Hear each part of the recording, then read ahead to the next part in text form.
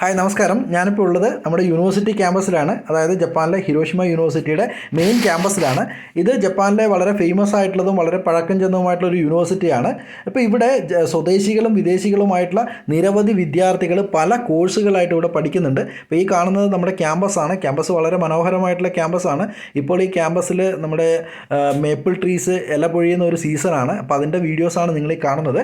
അപ്പോൾ ഈ മനോഹരമായിട്ടുള്ള ക്യാമ്പസിൽ നിങ്ങൾക്കും PhD ഒക്കെ ചെയ്യാൻ വേണ്ടിയിട്ടുള്ള അവസരങ്ങളുണ്ട്.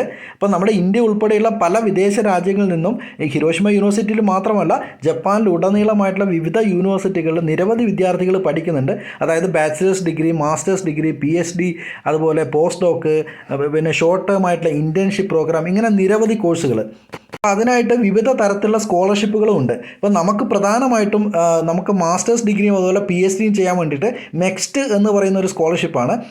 അതുപോലെ പോസ്റ്റ് ഡോക്ക്, അതുപോലെ തന്നെ നല്ല രീതിയിൽ ഗവേഷണ ട്രാക്ക് റെക്കോർഡുള്ള അധ്യാപകർക്ക് ഗവേഷണം ഇവിടെ വന്ന് നടത്താൻ വേണ്ടിയിട്ടുള്ള JSPSൻ്റെ വിവിധ സ്കീമുകളൊക്കെ ഉണ്ട്.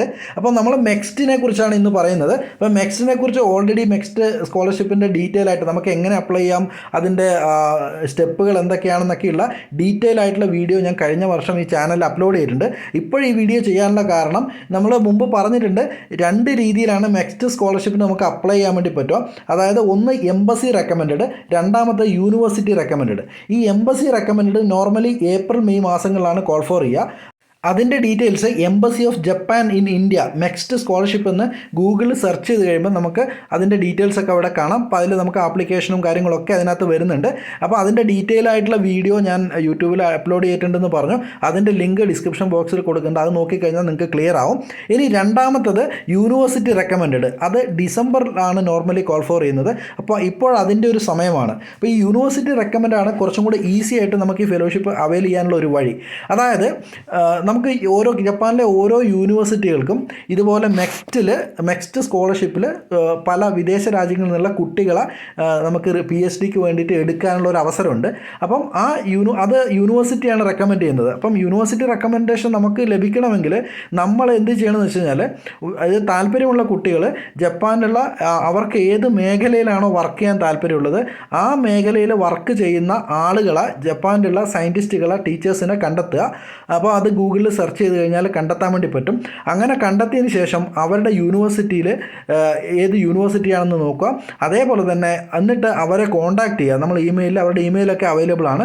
ആ ഇമെയിലിൽ അവരെ കോൺടാക്റ്റ് ചെയ്ത് കഴിഞ്ഞാൽ അവരുമായിട്ട് നമുക്ക് നമ്മുടെ ഈ ഒരു താല്പര്യം അറിയിക്കുക.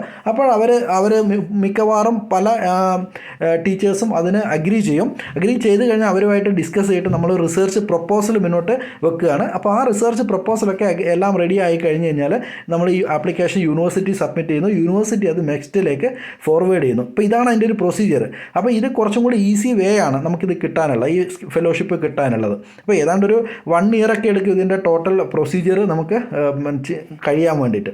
ഇനി ഈ നെക്സ്റ്റ് കൂടാതെ വേറെയും പല സ്കീമുകളിൽ കുട്ടികൾ ഇവിടെ വരുന്നുണ്ട്. അതായത് നമ്മുടെ തമിഴ്നാട്ടിൽ നിന്നൊക്കെയുള്ള പല സുഹൃത്തുക്കളും പല കുട്ടികളും ഇവിടെ വന്നിട്ട്, അതായത് എൻജിനീയറിംഗ് ഒക്കെ കഴിഞ്ഞ കുട്ടികൾ, അപ്പം തമിഴ്നാട്ടിലെ പല യൂണിവേഴ്സിറ്റികളുമായിട്ട് നമ്മുടെ ഹിരോഷിമ യൂണിവേഴ്സിറ്റിയും അതുപോലെ ജപ്പാനിലെ പല യൂണിവേഴ്സിറ്റിക്കും ടൈപ്പ് ഉണ്ട്.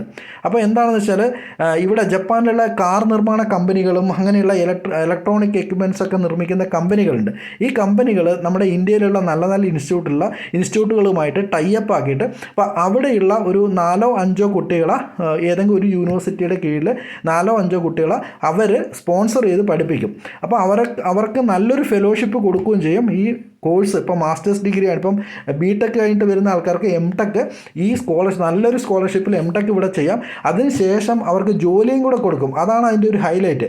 ആ ജോലി നമുക്ക് മിനിമം ഒരു 1 year എങ്കിലും നമുക്ക് ആ ജോലി ഇവിടെ ചെയ്യണമെന്നേ ഉള്ളൂ. പക്ഷേ അങ്ങനെ ചെയ്യുന്ന നിരവധി കുട്ടികൾ ഇപ്പം 5, 6, 7 വർഷം കഴിഞ്ഞ കുട്ടികൾ ഇന്നും ഇവിടെ ഉണ്ട്.